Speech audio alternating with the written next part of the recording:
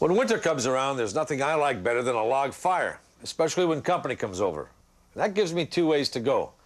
Newspaper, kindling, hardwood, softwood, cleaning up the charcoal afterwards, or I could do it the lazy man's way, Duraflame. When it's freezing out there, it's nice to be toasty in here. But just cranking up the thermostat doesn't exactly set the mood. After all, whoever thinks of cuddling up with some hot chocolate in front of the heater grill? Now, for charm and atmosphere, nothing beats a roaring fire. That's why America loves Duraflame logs. They're the popular alternative to what some consider the mess and fuss of a wood fire.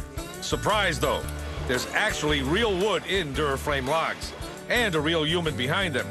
Charles P. Berolzheimer, founder of California Cedar Products in Stockton.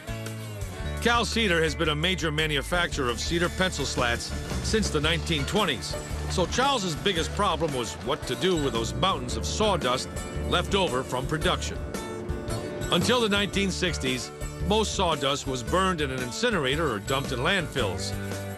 But to Charles's curious mind, that seemed a waste of good resources, and he began dreaming up alternatives, besides dropping the stuff on barroom floors, of course. The best idea was to copy a product that had been on the market for years, Presto logs.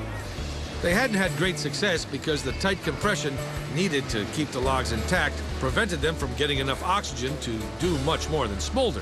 For 2 years, Charles and his team worked to light a better log.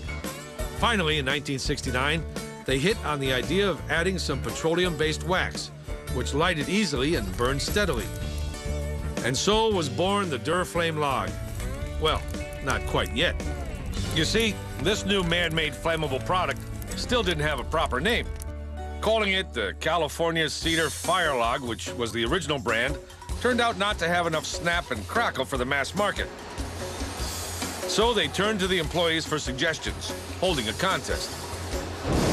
And they put on their thinking caps. Hot Licks, Blaze-O-Rama, Burning Buddy. Nope, nothing fit. Then somebody thought it out. The flame lasts a long time, so it's durable. Eureka! Duraflame! Yeah, that's it! Duraflame! Suddenly, Duraflame logs were hot enough by 1978 to attract the attention of corporate titan Clorox, which bought Duraflame to complement another of its lightable products, Kingsford Charcoal. But the fire went out fast on that marriage, and 4 years later, California Cedar reacquired Duraflame with plans to make it hotter than ever. The company focused not only on marketing the original log, but also on developing new products. Soon there came the open-air log for use outdoors, color logs, which gave off bright, entertaining colors, and there's always the crackle flame, which uses seeds to create that familiar popping without throwing off dangerous sparks. Now, a lot of people assume that Duraflame logs are dirtier and emit more pollution than regular wood logs. But in fact, they meet the most stringent clean air standards and leave behind a lot less residue in your chimney than most woods, especially pine. Altogether, Duraflame sells over 60 million logs a year, with most of them, of course, being the 6-pound original Easy Fire. So go ahead, break open the hot cocoa or even something stronger, then put the match to another Duraflame log and settle in for the night. Because when you come right down to it, there's really nothing else that's quite so hearth-warming.